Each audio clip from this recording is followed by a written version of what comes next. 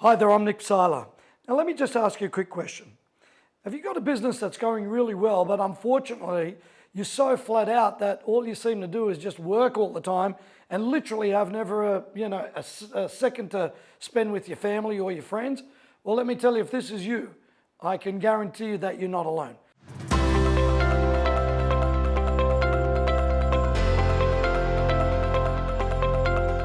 In this episode, I want to be talking about how you can manage your business and your family together. Now, I want to kind of dispel some myths. One of the myths is, well, you can't have a business and have a family at the same time. You need to choose either or. You need to work with the business or you need to work with the family. And the truth of the matter is, that isn't true at all. It's just the model that you've got at the moment may just be that way set up.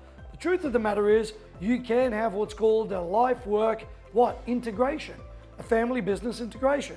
Now, it doesn't mean that you have to have family members working for you, or it doesn't mean that you have to run the business from home with the family. It actually means that you can have the best of both worlds. Now, how do you do that? Well, we're going to get to that in a second. What I want to share with you is, first of all, it's about shifting your approach to how you want to tackle the solution. Because if you keep on doing it the same way that you've always done it, well, guess what? You're pretty much going to get the same outcome as you've always had. Now, if you're somebody that's absolutely passionate about business, just like I am, but really passionate about your family, just like I am, it makes sense that you take time out to spend with both things. Because you can't always hang out with the family and not do your business.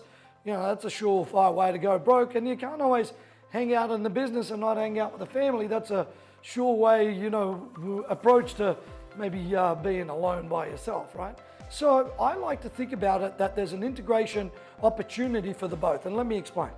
So first of all, I think you really got to understand what is your priority and where is that priority within your everyday approach to the business. And let me give you an example. Usually most business owners are working sort of 5 days, maybe 6 days. Now on the Sunday, it's usually a day off, and usually you don't think that much about the business, or you might just go out for breakfast, or you might do the lawns, or you might go and have a swim in the pool, or you might go out with friends, or whatever it is. And usually your approach to the Sunday is different than your approach to the stuff that you do during the week. So first of all, we need to look at the approach and look at what is the priority. And let me explain. So let's say you want to be able to spend at least 2 hours a day with your family, right? You want to take the kids down to the beach, they've got sport, whatever it is. You want to hang out with your wife, husband, partner, girlfriend, whatever that may be. Well, obviously we need to prioritize that time. Now, don't tell me that whole thing, I've got no time. Well, guess what? You and me, we've actually got the same amount of time, and that's 24/7. It's how we use it are two different areas. So once again, prioritizing that time. So let's say you want to spend 2 hours a day. Well, obviously we got to compress your day down into X amount of workable hours. Why? Because you still need to run your business. So let's start with the options. A, you can maybe start work earlier, so then you're able to finish earlier. B, you can start work later because maybe the stuff that you need to do is in the morning, take the kids to school, right? Go to the gym, do any of that stuff. Now, I like to think about it like this. If you can't get the job done that you're doing right now for your business and you're operating your business within a particular time frame, either A, you haven't really got your systems and procedures right, or B, maybe you're lacking too many personnel to be able to get the job done. Usually they're the two sort of things. Or C, you're actually not that good with managing your time.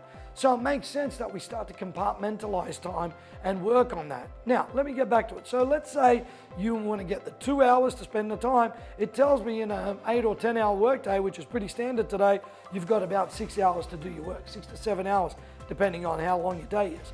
Now, it makes sense that step 2, now you prioritize what needs to get done in the business. Now, here's the approach that I like to take. What are the 3 key things that I need to do today? Remember, I'm a business owner just like you, and we've got 3,000 different things that we could possibly be doing. The truth is we only probably need to do 3 or 4 things really well.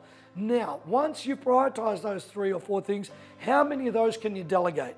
How many of those could you change? How many of those could you, back off from by using things like technology, by using things like software, by using third-party personnel doing it? And let me give you an example. If you're somebody that, let's say, is editing your website or writing email content or, posting on Instagram, well, guess what? I could get somebody else that specializes in that to do that for me. And believe you me, there's people not just in Australia but around the world that can get that done for you. Really cheap, really effective.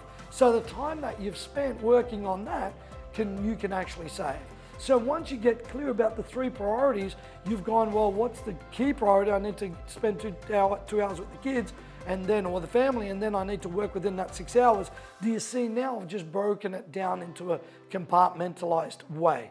Now, the final step to this is it's time to calendarize, that whole, role onto a calendar itself, so you're able to visualize it, and anybody else around you that needs to support you in that level of time management, so you can get good family life integration together, right? The family balance and business balance together. Now you've got the blueprint where it's written down, so now you can start to work towards getting that actually applied into your life. Now, let me finish with this. Practice makes perfect. 1.0 version versus 5 or 6.0 version are going to be 2 totally different things. So the thing here, if you're really set on getting good management of your time, so you can spend time with the people that you love, you can spend time on your business, what I strongly suggest that you do is you start this and start to practice it. It's only going to get better, I guarantee you that. And finally, the most important thing that you can do is just respect your time.